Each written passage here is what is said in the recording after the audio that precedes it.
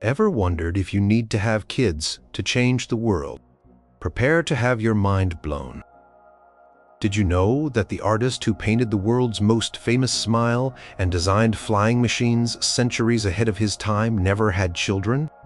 Or that the Queen, who led her country into a golden age defeating armadas and inspiring poets, ruled alone and childless?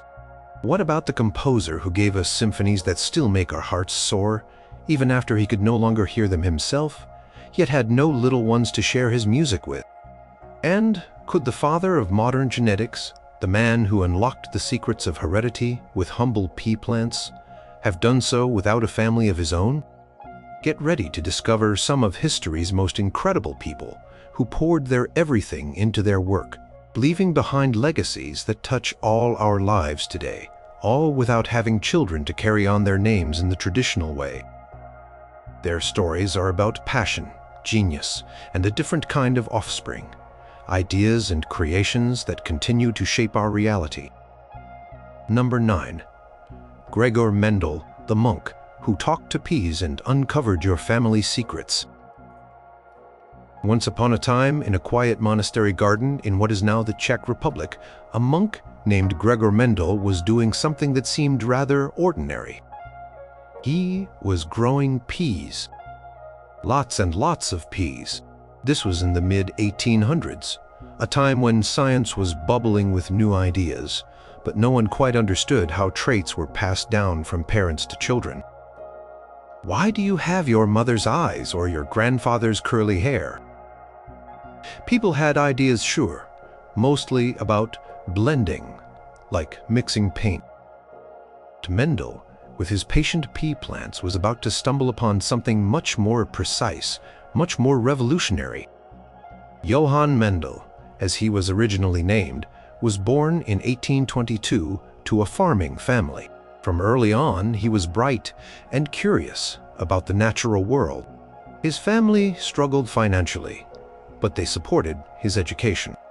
He eventually joined the Augustinian Abbey of St. Thomas in Bro. It was here, as Brother Gregor, that he found the peace, resources, and intellectual environment to pursue his scientific interests. The monastery was a center of learning and scientific inquiry, not just religious devotion.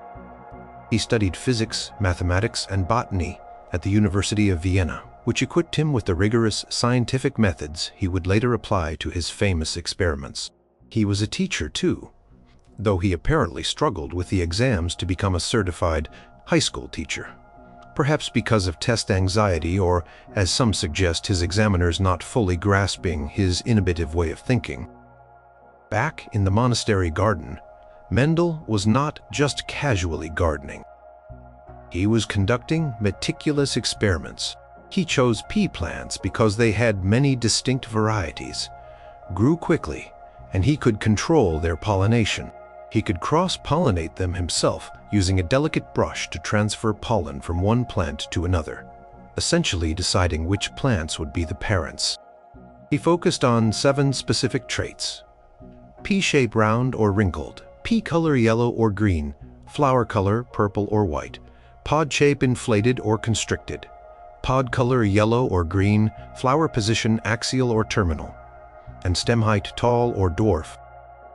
For years between 1856 and 1863, Mendel cultivated and tested some 28,000 pea plants, kept incredibly detailed records of each cross and the traits of the offspring, generation after generation.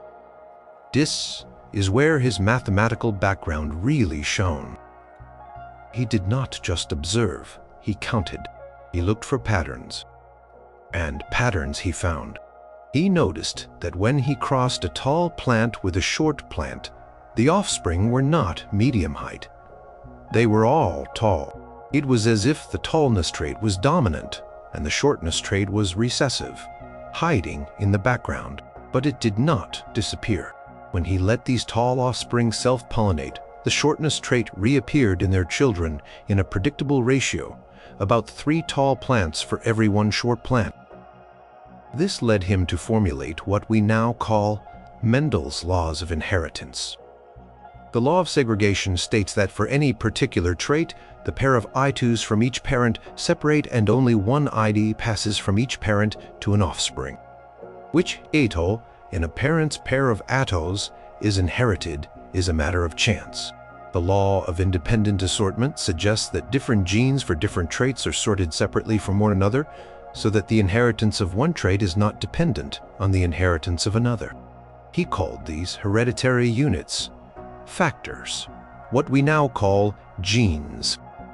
He presented his findings to the Natural History Society of Bro in 1865 and published them in their proceedings the following year in a paper titled Experiments on Plant Hybridization. And the world yawned. Well, not exactly yawned, but his work went largely unnoticed by the wider scientific community for about 35 years. His paper was cited a few times, but its profound significance was missed. Perhaps it was too mathematical for the biologists of the time, or perhaps its focus on discrete units of inheritance went against the prevailing ideas of blending.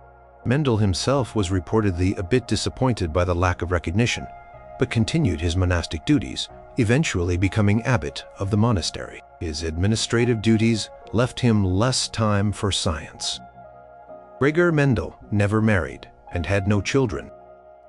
His life was dedicated to his faith, his community, and his quiet, persistent scientific inquiry. He died in 1884, still largely unknown for his groundbreaking discoveries.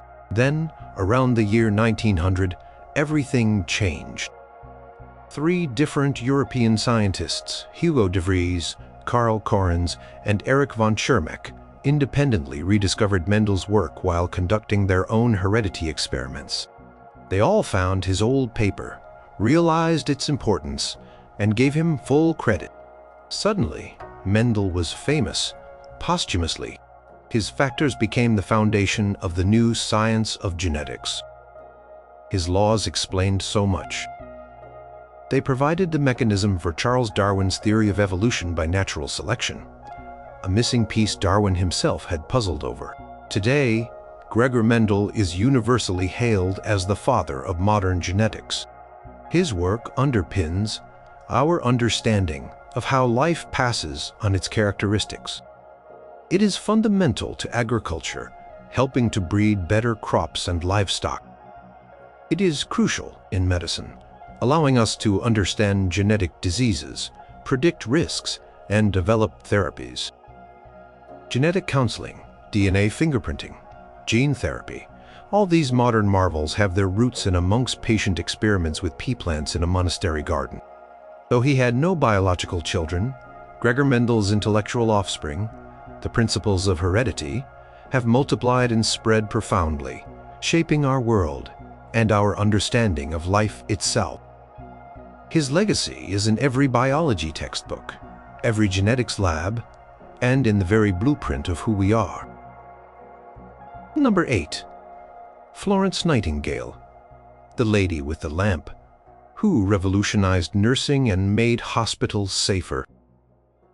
Imagine a time when hospitals were dreaded places, often dirty, overcrowded, and more likely to spread disease than cure it. This was the reality in the mid-19th century.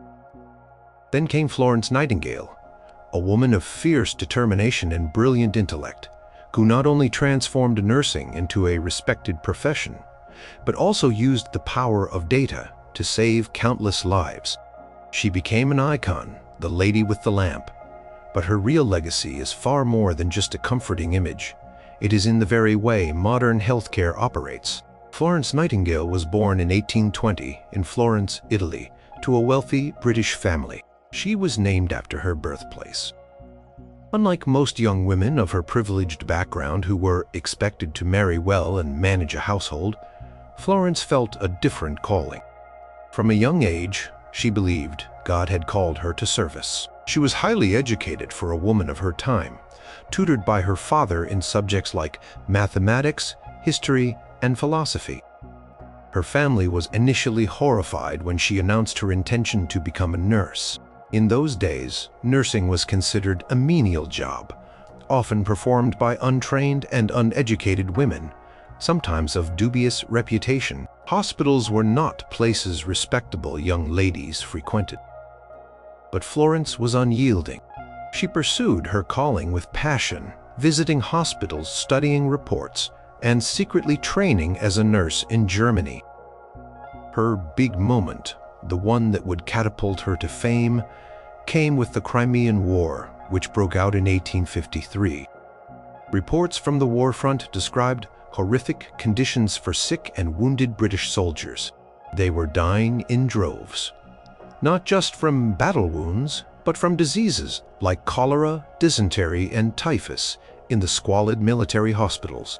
By 1854, the public outcry was immense. Sidney Herbert, the secretary at war and a friend of the Nightingale family, asked Florence to lead a team of nurses to the British hospital at Scutari in Constantinople, now Istanbul. She arrived with 38 volunteer nurses to find conditions even worse than imagined. The hospital was filthy, vermin-infested, and lacked basic supplies like soap, bandages, and clean water. Soldiers lay on stretchers in their own filth, and the smell was overwhelming. Florence and her team got to work with incredible energy and discipline. They scrubbed the hospital from top to bottom, organized a laundry, set up a kitchen to provide nutritious food, and established basic sanitation. Florence herself was known for her tireless work, often making rounds late at night with a lamp to check on the soldiers, earning her the famous nickname. But Florence Nightingale was more than just a compassionate caroler. She was a brilliant administrator and a pioneering statistician. She meticulously collected data on mortality rates and their causes. She realized that far more soldiers were dying from disease than from their wounds. She used her data to prove that improved hygiene and sanitation dramatically reduced death rates. One of her most famous innovations was the polar area diagram, a type of pie chart she used to visually represent the causes of soldier mortality. These diagrams were powerful tools to convince skeptical officials and the public that changes were desperately needed. Her work in Scutari is credited with significantly lowering the death rate in the hospital. When Florence returned to England after the war in 1856, she was a national hero.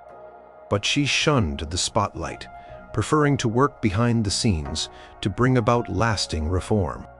She used her fame and the evidence she had gathered to campaign for improvements in army healthcare and hospital sanitation. She wrote an influential report, Notes on Matters Affecting the Health, Efficiency, and Hospital Administration of the British Army, filled with statistics and recommendations. This led to the establishment of a royal commission and significant reforms. Her influence extended far beyond military hospitals. In 1860, she used funds raised in her honor to establish the Nightingale Training School for Nurses at St. Thomas's Hospital in London. This was the first secular nursing school in the world, and it transformed nursing into a trained, respected profession for women. Her book, Notes on Nursing, What It Is and What It Is Not, became a standard textbook and is still read today for its practical wisdom on patient care and hygiene. She emphasized the importance of a clean environment, fresh air, good nutrition, and careful observation of patients. Florence Nightingale suffered from chronic illness for much of her later life, possibly brucellosis contracted during the Crimean War, which often left her bedridden. Yet, she continued to work prodigiously from her home, writing thousands of letters and numerous reports, campaigning for public health reform in Britain and India. She was a pioneer in using statistics for social reform and was the first woman to be elected a Fellow of the Royal Statistical Society. In 1907, she became the first woman to be awarded the Order of Merit. Florence Nightingale never married and had no children. Her life was entirely devoted to her work, her calling. She once wrote that she felt her work was her child. She died in 1910 at the age of 90. Her legacy is immense and multifaceted. She professionalized nursing, making it a skilled and honorable career. She fundamentally changed hospital design and practices emphasizing sanitation and patient-centered care, principles that are still foundational to modern healthcare. Her innovative use of statistics to drive policy change was groundbreaking. Every time you enter a clean, well-organized hospital or see a dedicated, trained nurse at work, you are witnessing the enduring impact of Florence Nightingale. Her lamp may have gone out, but the light of her reforms continues to shine brightly, saving lives and improving health around the globe. Number 7. Ludwig van Beethoven, the composer who battled deafness to give the world immortal music. Imagine creating the most beautiful, powerful, and moving music the world had ever heard, music that could make people weep, soar with joy, or feel the thunder of a storm, all while the very sense you needed most to hear it was fading away. This was the extraordinary and often tormented life of Ludwig van Beethoven, a composer whose symphonies, sonatas, and concertos are not just masterpieces of classical music, but also testaments to the incredible power of the human spirit. He left no children to carry his name, but his musical children are an immortal legacy. Beethoven was born in Bonn, Germany, likely in December 1770. His exact birth date is unknown, but he was baptized on December 17th. His childhood was not easy. His father, Johann van Beethoven, was a musician of modest talent and a harsh, often abusive taskmaster. Johann recognized Ludwig's prodigious musical gifts early on and tried to market him as a child prodigy like Mozart. Young Ludwig was forced to practice for hours on end, often late into the night. Despite the difficult upbringing, his talent was undeniable. He gave his first public performance at the age of 7. In his late teens, Beethoven traveled to Vienna, Austria, then the musical capital of Europe, hoping to study with Wolfgang Amadeus Mozart. It is uncertain if they ever met, or if Mozart heard him play. Beethoven had to rush back to Bonn, as his mother was dying. After her death, and with his father descending further into alcoholism, young Beethoven became responsible for his 2 younger brothers. In 1792, he moved to Vienna permanently, this time to study with another great composer, Joseph Haydn. He quickly made a name for himself in Vienna as a brilliant pianist, known for his incredible improvisational skills and passionate playing style. He was also beginning to compose significant works. Beethoven was a revolutionary figure in music. He bridged the classical period of Mozart and Haydn with its emphasis on elegance, clarity, and balance, and the Romantic period, which favored emotion, individualism, and drama. His early works show the influence of his predecessors, but he soon began to push the boundaries of musical form, harmony, and expression. He expanded the orchestra, wrote longer and more complex symphonies, and poured intense personal feeling into his music. He was not content to just entertain. He wanted to move, to challenge, to inspire. Around the age of 26, Beethoven began to experience the first signs of deafness.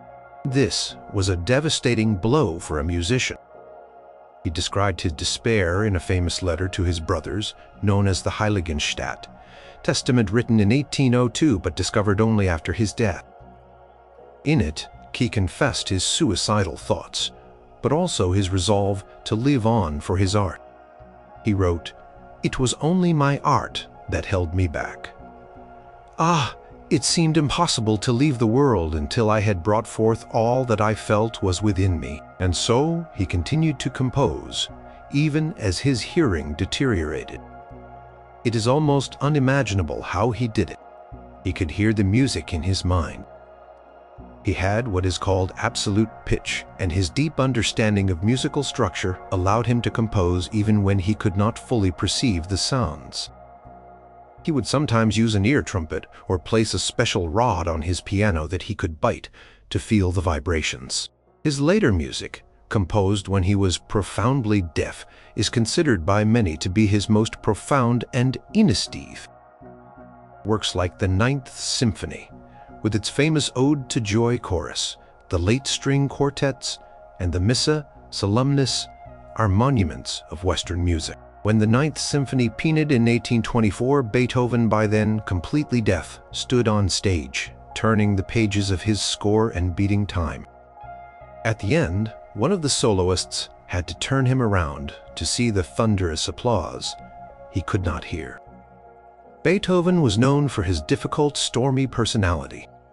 He could be moody, suspicious, and impatient. He often quarreled with patrons, publishers, and friends.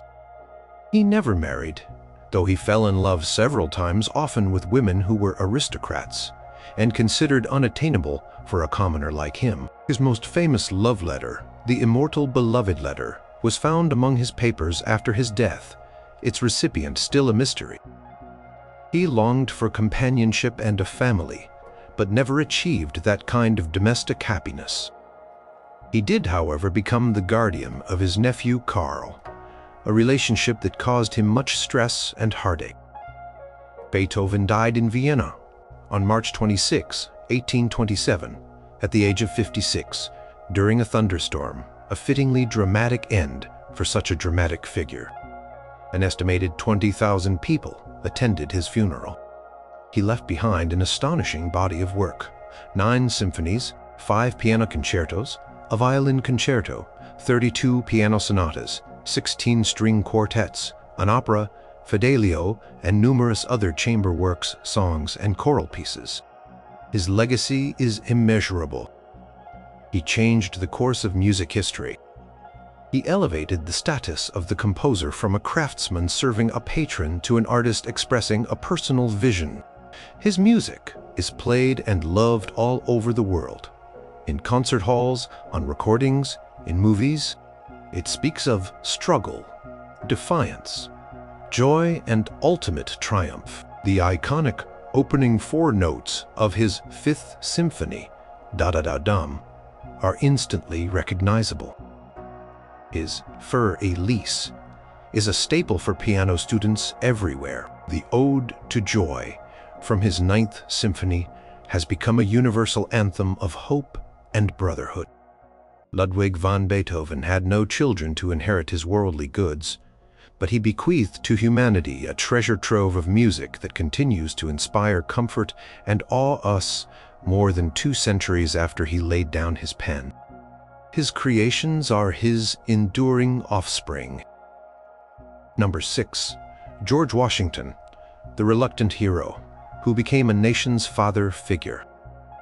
Imagine being asked to lead a ragtag army against the most powerful empire on earth, and then, after winning an improbable victory, being offered the chance to become a king, only to turn it down. That is a glimpse into the life of George Washington, the man who became the first president of the United States and a symbol of leadership and integrity, all without having biological children to carry on his direct family line. His legacy was not one of blood, but of a nation. George Washington was born on February 22, 1732, in Westmoreland County, Virginia, into a moderately wealthy family of tobacco planters. His father died when George was only 11, and he was largely raised by his older half-brother, Lawrence, at the Mount Vernon estate, which George would later inherit and dearly love. Unlike many other founding fathers, Washington did not attend college. His formal education was somewhat limited, but he was a diligent self-learner, particularly skilled in mathematics and land surveying. This practical skill helped him in his early career and gave him an intimate knowledge of the American frontier. His early military experience came during the French and Indian War, fighting for the British. He showed bravery and leadership even in difficult circumstances, such as his role in the disastrous Braddock expedition. Though he faced setbacks and criticism, these early experiences shaped him as a military commander and taught him valuable lessons about warfare in the American wilderness. After the war, he returned to Mount Vernon, married Martha Dandridge Custis, a wealthy young widow with two small children, John Parke Custis known as Jackie, and Martha Parke Custis known as Patsy. George Washington never had any biological children of his own. He became a devoted stepfather to Martha's children, and later a doting, though sometimes concerned, figure for her grandchildren. He focused on running his plantation, becoming a successful farmer and land speculator, and served in the Virginia House of Burgesses, the colonial legislature. As tensions grew between the American colonies and Great Britain over issues of taxation and representation, Washington became increasingly involved in the resistance movement. He was not initially a radical, but he firmly believed in the rights of American colonists. When the First Continental Congress met in 1774, Washington was a delegate from Virginia. By the time the Second Continental Congress convened in 1775, after the battles of Lexington and Concord had signaled the start of open warfare, he was the obvious choice to command the newly formed Continental Army. He arrived at the Congress in his military uniform, signaling his readiness to serve. The American Revolutionary War was a long and arduous struggle. Washington faced enormous challenges: a poorly trained and equipped army, short enlistment terms, lack of supplies, desertions, and a powerful professional British military.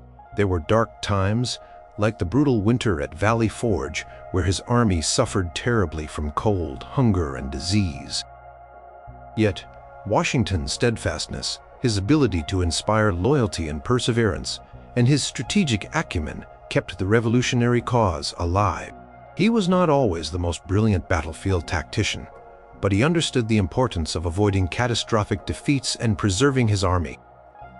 Key victories like the surprise attack at Trenton and the decisive siege of Yorktown with French assistance demonstrated his leadership. His personal courage was legendary. He often risked his own life on the battlefield to rally his troops. After 8 long years, the colonies won their independence. With the war over, Washington did something remarkable. He resigned his commission as commander-in-chief and returned to Mount Vernon. In a world where military leaders often seized power, Washington's voluntary surrender of authority was a powerful statement. It underscored his commitment to the principle of civilian control over the military, a cornerstone of the new republic. He longed for the quiet life of a farmer. However, the new nation was struggling under the weak Articles of Confederation. The states were bickering, and there was a real danger the Union would fall apart. So, Washington was called upon again, this time to preside over the Constitutional Convention in Philadelphia in 1787. His presence lent legitimacy to the proceedings, and though he participated little in the debates, his support for a stronger national government was crucial. Once the Constitution was drafted and ratified, there was only one choice for the nation's first president. George Washington was unanimously elected by the Electoral College in 1789 and again in 1792. As President, Washington faced the daunting task of setting up a new government. He established many precedents for the office, from creating a cabinet of advisors to delivering an inaugural address. He skillfully navigated foreign policy challenges, particularly the French Revolution and its aftermath, and domestic unrest, like the Whiskey Rebellion. He understood the importance of national unity and warned against the dangers of political factions and foreign entanglements in his famous farewell address. After serving 2 terms, he once again voluntarily relinquished power, setting a precedent that would last until the mid-20th century. He retired to Mount Vernon in 1797, exhausted, but having laid a firm foundation for the United States. George Washington died on December 14, 1799, from a throat infection. The nation mourned him as its father. While he had no biological children, he is often referred to as the father of his country. His legacy is profound and enduring. He was the indispensable leader who guided the nation through war and its fragile early years. His integrity, his commitment to Republican ideals, and his willingness to step down from power became powerful symbols for American democracy. Mount Vernon, his beloved home, is a national shrine. His image is on American currency, and the nation's capital city is named in his honor. Though he left no direct descendants, his legacy is the United States itself, a nation founded on principles he fought for and helped to establish. His life demonstrated that one could be a monumental figure, a true parent to a nation, without having children of one's own. Number 5. Queen Elizabeth I, the Virgin Queen, who ruled a golden age and defied expectations. Imagine being a woman in a man's world, a queen in an era when female rulers were rare and often viewed with suspicion, constantly pressured to marry and produce an heir, yet choosing to rule alone and forging one of the most glorious periods in your country's history. This was Elizabeth, the first of England, the Virgin Queen, whose reign was a dazzling tapestry of cultural flourishing, naval triumphs, and political cunning, all achieved without a husband or children to secure her dynasty in the traditional sense. Elizabeth Tudor was born on September 7, 1533, the daughter of King Henry Thing and his second wife, Anne Boleyn. Her birth was a disappointment to Henry, who desperately wanted a male heir. When Elizabeth was not yet 3 years old, her mother was accused of treason and executed. Elizabeth herself was declared illegitimate and removed from the line of succession only to be reinstated later. Her childhood was precarious, marked by political intrigue and shifting fortunes, as her father married 4 more times. Despite this turmoil, she received an excellent education, becoming fluent in several languages and displaying a sharp intellect. She learned early the arts of survival, discretion, and political maneuvering. She endured further dangers during the reigns of her Protestant half-brother Edward VI and her Catholic half-sister Mary I. Under Mary, a devout Catholic who sought to reverse the English Reformation, Elizabeth, a Protestant, was viewed with suspicion and even imprisoned in the Tower of London for a time, accused of involvement in a rebellion. She narrowly escaped execution. When Mary died childless in 1558, Elizabeth, then 25, ascended to the throne. England was a troubled nation, religiously divided, economically strained, and facing threats from powerful Catholic neighbors like Spain and France. One of the first and most persistent challenges Elizabeth faced was the question of marriage and succession. Her counselors, Parliament, and the public urged her to marry and produce an heir to secure the Tudor line and provide stability. Numerous suitors from across Europe vied for her hand. Marriage, however, meant sharing power, potentially with a foreign prince who might subordinate England's interests to his own, or with an English nobleman who might create factional strife. Elizabeth skillfully played the diplomatic game, using the prospect of her marriage as a tool in foreign policy. But she never committed. She famously declared she was married to England. By remaining single and childless, she maintained her independence and authority. She cultivated the image of the Virgin Queen, devoted solely to her people, a powerful piece of propaganda that inspired loyalty and even a kind of romantic devotion.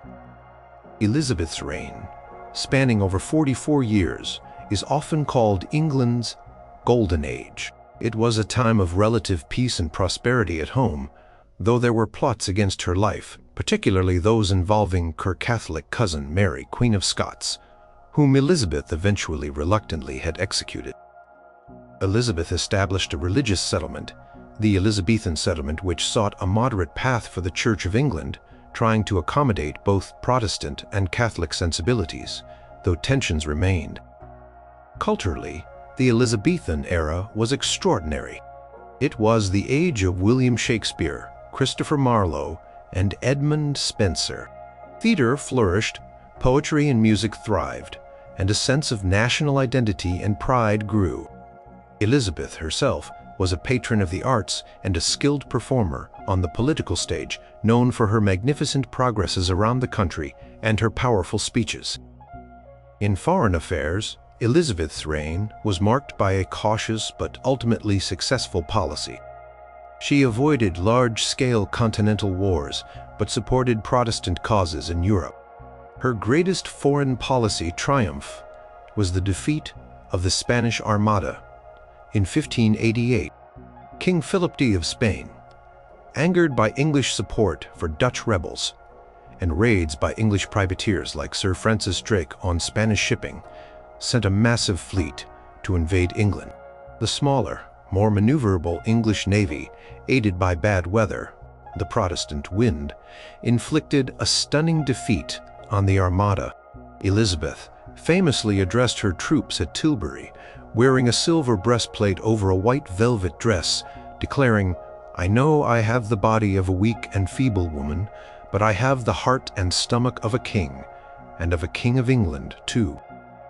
Despite her successes, the later years of her reign were marked by economic difficulties, ongoing war with Spain, and concerns about the succession, as she remained childless. She never named an heir definitively until she was on her deathbed, choosing James Vi of Scotland, the Protestant son of Mary, Queen of Scots, to succeed her, thus uniting the crowns of England and Scotland. Elizabeth I died on March 24th, 1603, at the age of 69. Her legacy is immense. She brought stability to a divided nation and presided over a remarkable cultural flowering. She proved that a woman could rule effectively and command loyalty and respect. She transformed England into a major European power with a formidable navy, laying the groundwork for its future empire.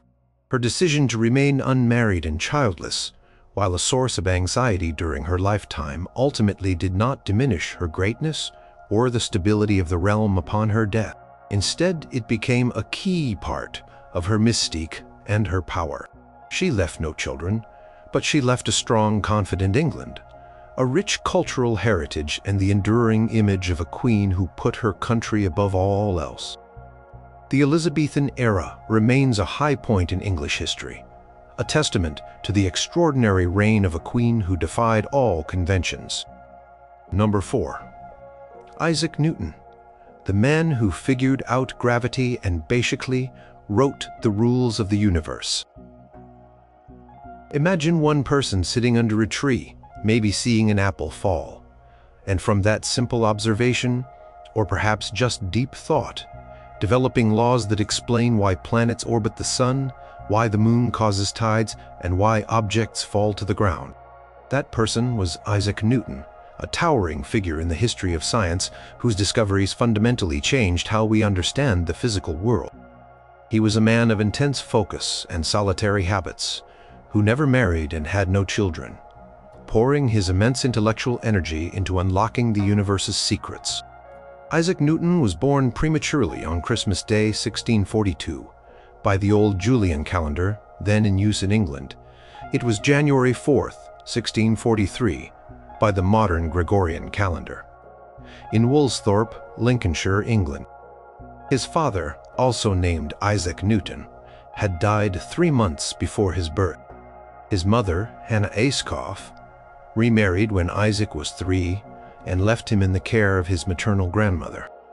These early experiences of loss and separation may have contributed to his later solitary and sometimes difficult personality. He was reportedly not a particularly promising student in his early school days, but he loved to build mechanical devices like sundials and model windmills. His mother wanted him to become a farmer, but an uncle recognized his intellectual talents and persuaded her to send him to Trinity College, Cambridge, in 1661.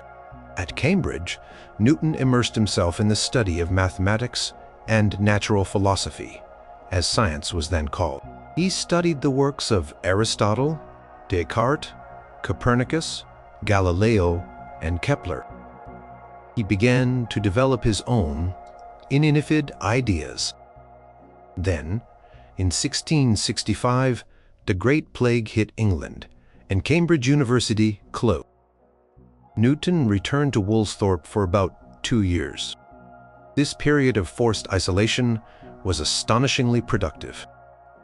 It was during this time at Woolsthorpe, his annus mirabilis, or miraculous year, that he began to formulate his ground-ringing theories on calculus, optics, and the law of universal gravitation. Yes, the Apple story likely originated from this period, though it is probably a simplified version of a more complex thought process. After returning to Cambridge, Newton was appointed Lucasian Professor of Mathematics in 1669, a prestigious position he would hold for many years. In the field of optics, he conducted experiments with prisms, demonstrating that white light is composed of a spectrum of colors. He also designed and built the first practical reflecting telescope, which used mirrors instead of lenses, and produced clearer images, a design still known as the Newtonian telescope. His most famous work, however, is Philosophiae Naturalis Principia Mathematica, Mathematical Principles of Natural Philosophy, usually just called the Principia, published in 1687. This monumental three-volume work laid out his three laws of motion and the law of universal gravitation. The first law, the law of inertia, states that an object at rest stays at rest, and an object in motion stays in motion with the same speed and in the same direction, unless acted upon by an unbalanced force. The second law relates force, mass, and acceleration. Force equals mass times acceleration, or F equals ma. The third law states that for every action, there is an equal and opposite reaction. These laws provided a unified framework for understanding how objects move both on Earth and in the heavens.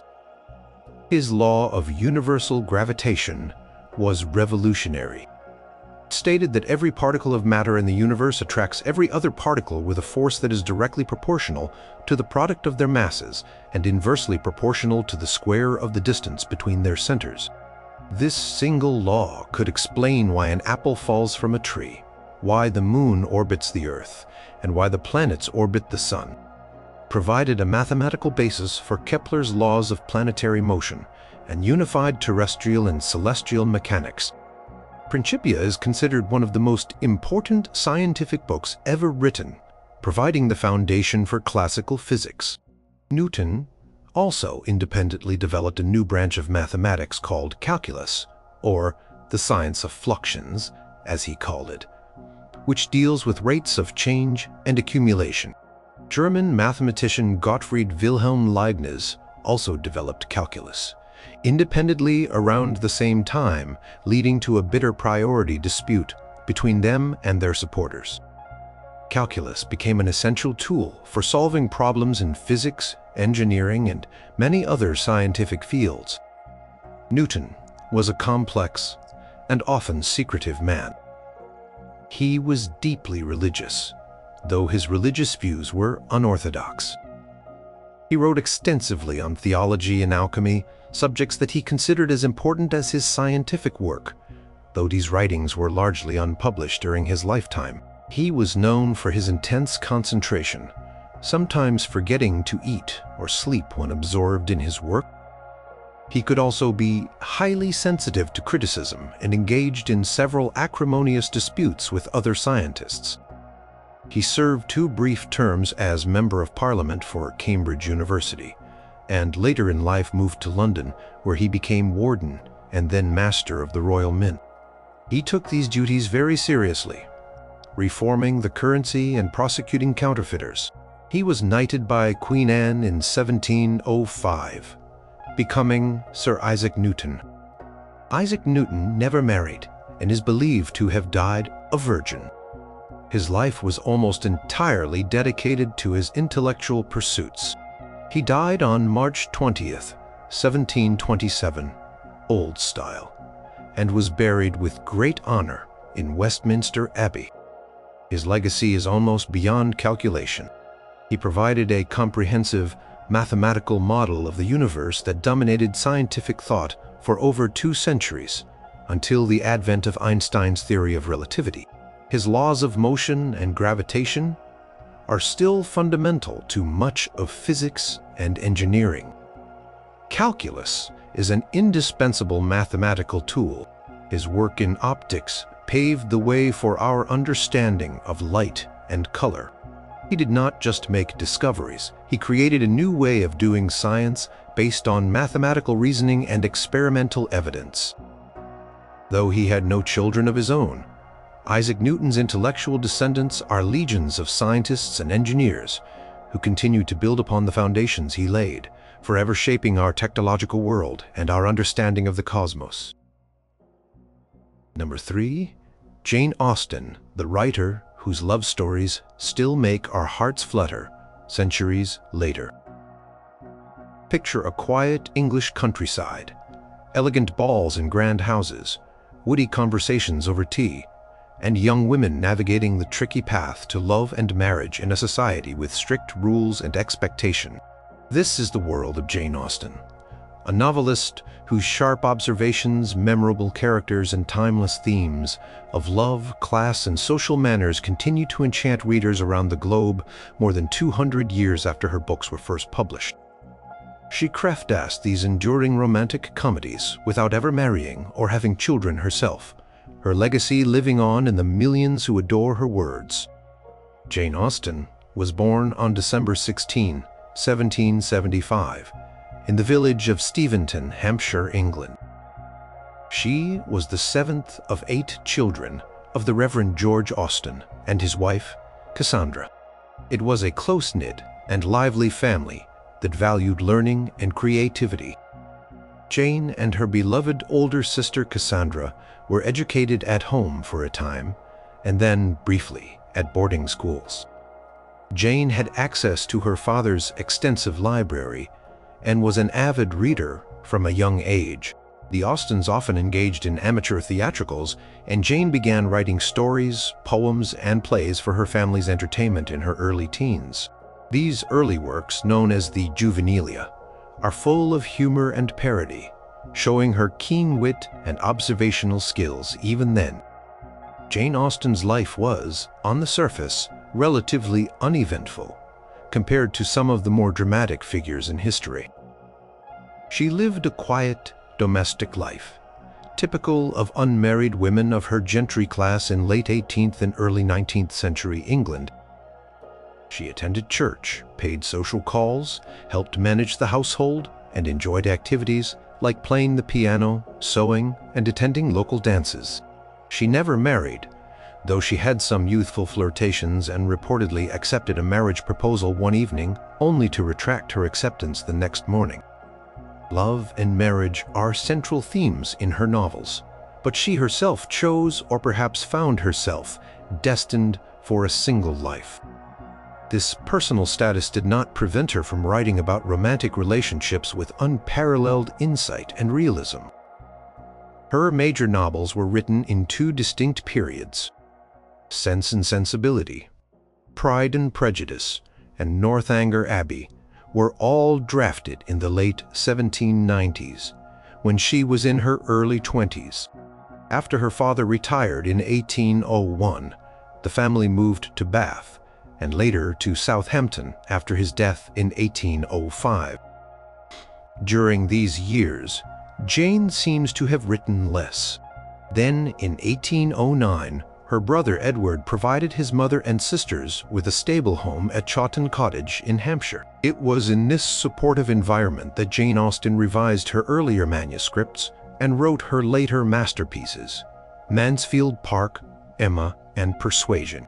Her novels were published anonymously or under the pseudonym A Lady. This was common for female writers at the time, as writing for publication was not always considered a proper activity for a gentlewoman.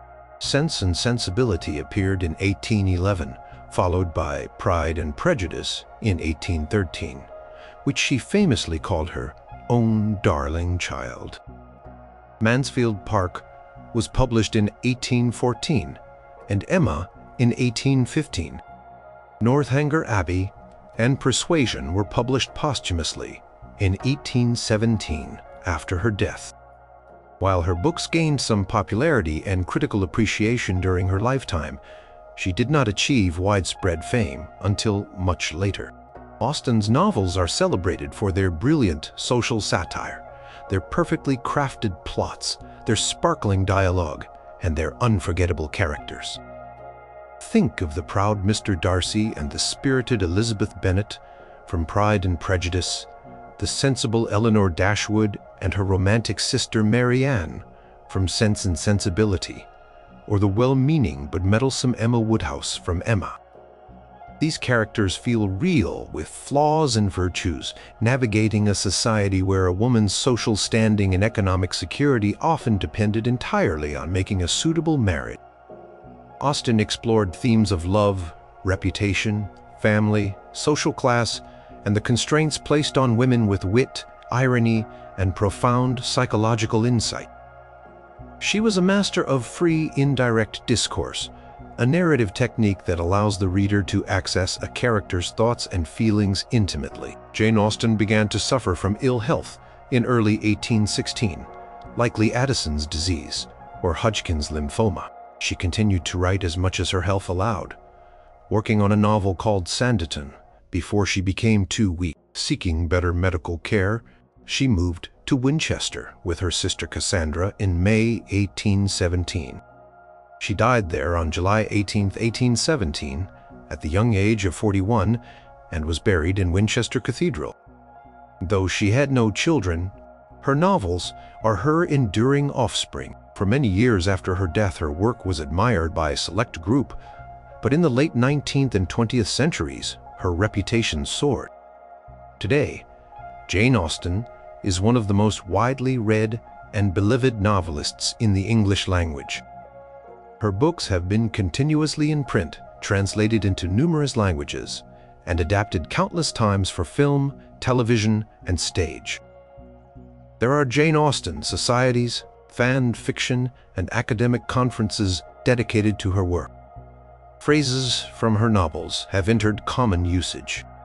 She provided a window into the lives of women of her time, yet her exploration of human nature and relationships transcends her specific era. Readers still connect with Elizabeth Bennet's independent spirit, Anne Elliot's quiet resilience, and Emma Woodhouse's journey of self-discovery. Jane Austen's legacy is the sheer joy and insight her 6 completed novels continue to provide.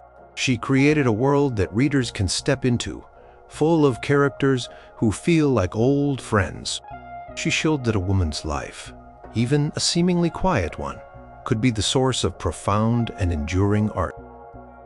Without leaving her small corner of England or raising a family, Jane Austen penned stories that have touched hearts and minds across generations and continents, securing her a permanent place in the literary firmament. Number 2. Nikola Tesla, the eccentric genius who dreamed of free energy for everyone. Imagine a world powered by wireless electricity, where energy is free and abundant for all humanity, and communication across the globe is instantaneous. This was the grand vision of Nikola Tesla, a brilliant and eccentric inventor, electrical engineer, and futurist, whose work laid the foundation for much of our modern technological world, especially our alternating current electrical systems. He was a man of incredible imagination and fierce ambition. Yet he died penniless and alone, never having married or had children. His legacy a complex tapestry of revolutionary inventions and unfulfilled dreams. Nikola Tesla was born during a lightning storm on July 10, 1856, in the village of Smiljan, in what was then part of the Austrian Empire, now Croatia. His family was Serbian. His father was an Orthodox priest, and his mother was a creative and intelligent woman who invented household appliances in her spare time. Tesla often credited his mother's inventive genius as a major influence.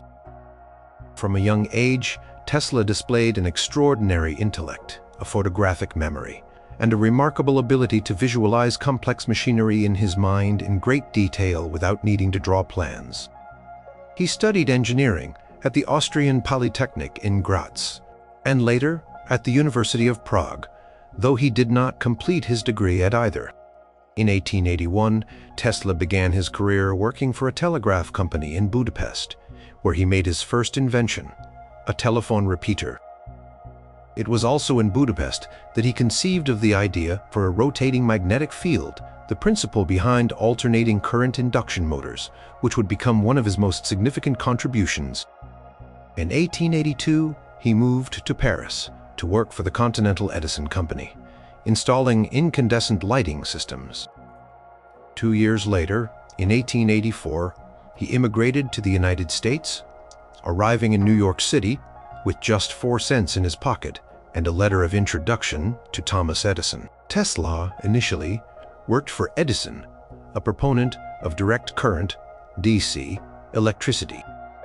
However, Tesla was a strong advocate for alternating current, A, which he believed was more efficient and practical for widespread power distribution.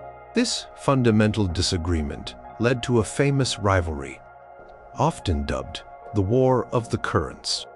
Edison, whose business was built on DC, launched a propaganda campaign to discredit A, even publicly electrocuting animals with AC to demonstrate its supposed dangers. Tesla, however, was undeterred. He left Edison's company and, after a period of financial hardship, secured backing from George Westinghouse, who believed in Tesla's AC system. With Westinghouse's support, Tesla's polyphase system triumphed. It allowed electricity to be generated more efficiently and transmitted over long distances, which was a major advantage over DC. The success of AC was spectacularly demonstrated when Westinghouse and Tesla won the contract to harness the power of Niagara Falls, to generate electricity, and to illuminate the 1893 World's Columbian Exposition in Chicago. These achievements established AC as the dominant form of electrical power, the system we still use today to light our homes and power our industries. Tesla's inventions from this period include the AC induction motor, transformers, and generators. Tesla was a prolific inventor, holding hundreds of patents. He experimented with X-rays, radio waves, remote control, and robotics. He developed the Tesla coil, a high-frequency, high-voltage transformer that is still used in radios, televisions, and other electronic equipment, and can produce spectacular electrical discharges. He envisioned a world connected by wireless communication and power. In the late 1890s at his laboratory in Colorado Springs, he conducted experiments with wireless transmission of electricity, claiming to have lit lamps wirelessly miles away and to have detected signals from outer space. His most ambitious project was the Wardenclyffe Tower on Long Island, New York, which he began constructing in 1901 with funding from financier J.P. Morgan. Tesla intended Wardenclyffe to be a global communications hub and a prototype for a worldwide wireless power transmission system. He dreamed of providing free, unlimited electricity to everyone on Earth by transmitting it through the atmosphere. However, Morgan eventually withdrew funding, partly because he was skeptical about the project's viability and perhaps because the idea of free energy did not align with his business interests. The Wardenclyffe project collapsed, leaving Tesla financially ruined and emotionally devastated. Tesla was known for his eccentricities and obsessive-compulsive behaviors.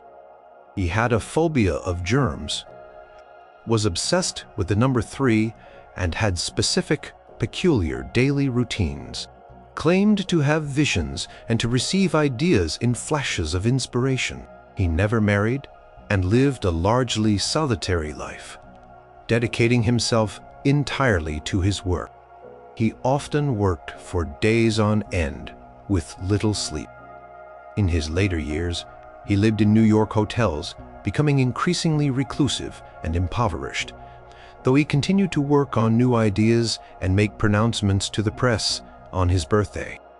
He developed a peculiar fondness for pigeons, especially one particular white pigeon, which he claimed to love as one would love a human being. Nikola Tesla died alone in his hotel room on January 7, 1943, at the age of 86.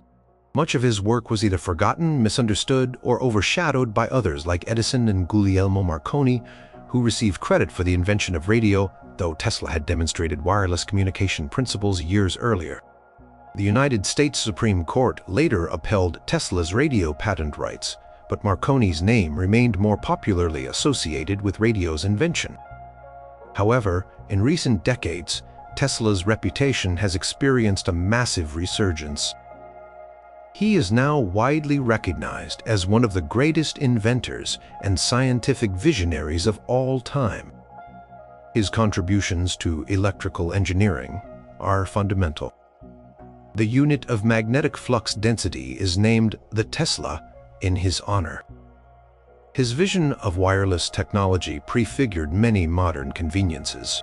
Electric car company Tesla Incorporated is named after him, a fitting tribute to his pioneering work with electricity.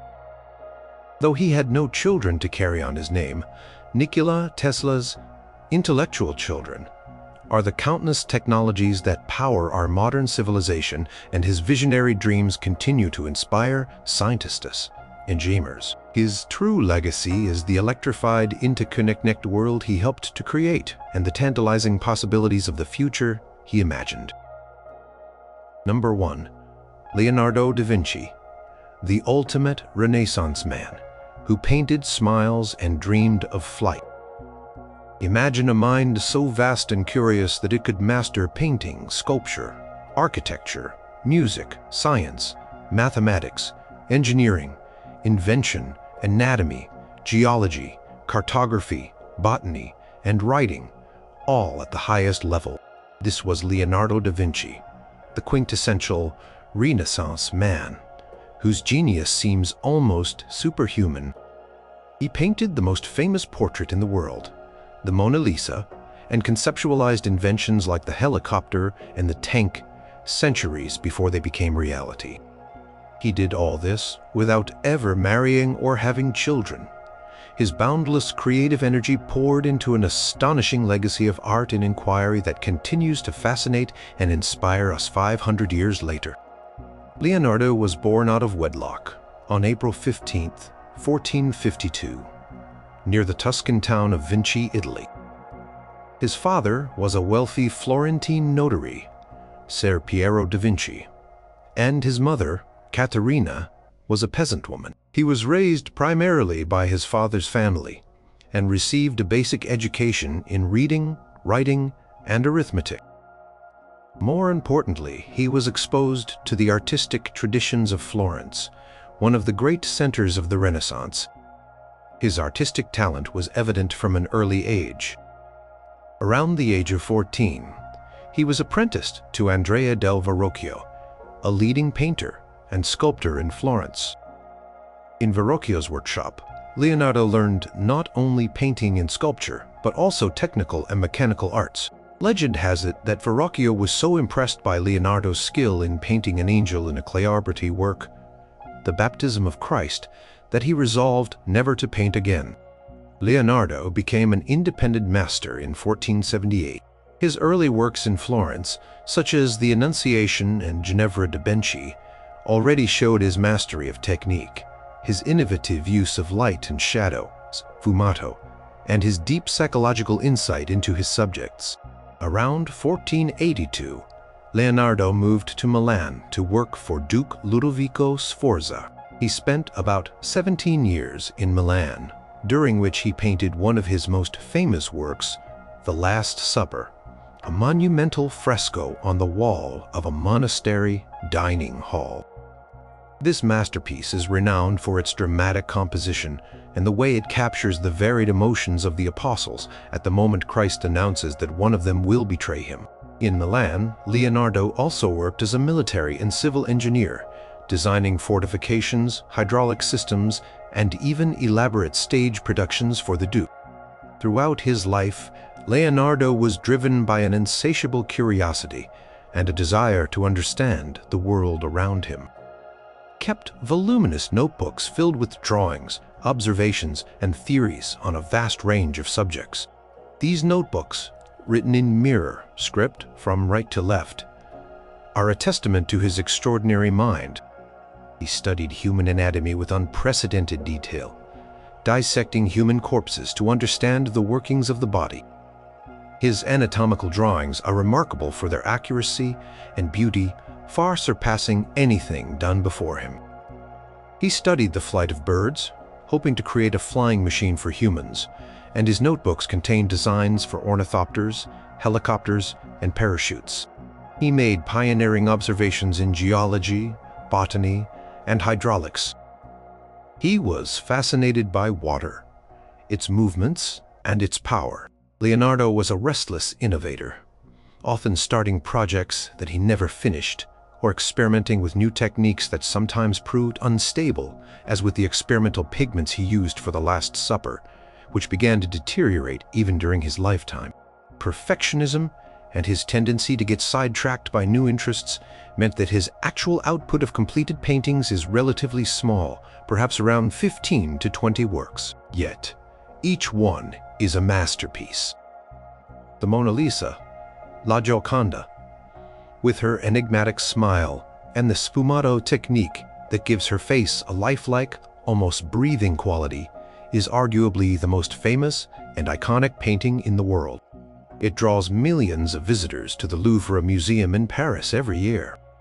After the French invaded Milan in 1499, Leonardo left the city and worked in various places in Italy, including Venice, Florence again, where he began the Mona Lisa around 1503, and Rome. He served for a time as a military engineer for Cesare Borgia. In his later years, he was invited by King Francis I of France to live and work at the Château du Clos-Luz, near the king's residence at Amboise. Francis I was a great admirer of Leonardo and gave him the title of first painter, engineer, and architect to the king. Leonardo brought with him to France several of his paintings, including the Mona Lisa and his precious notebooks. Leonardo da Vinci never married and had no children. His personal life remains somewhat mysterious. He had close relationships with some of his male pupils, particularly Salai and Francesco Melzi, who became his heir and preserved his notebooks. Some historians have speculated about his sexuality, based on contemporary records and his own writings, but definitive evidence is scarce. What is clear is that his primary devotion was to his art and his scientific investigations. He lived for his work, driven by a relentless desire to know and to create. Leonardo died at Clos-Luz on May 2nd, 1519, at the age of 67. According to legend, King Francis I was at his bedside.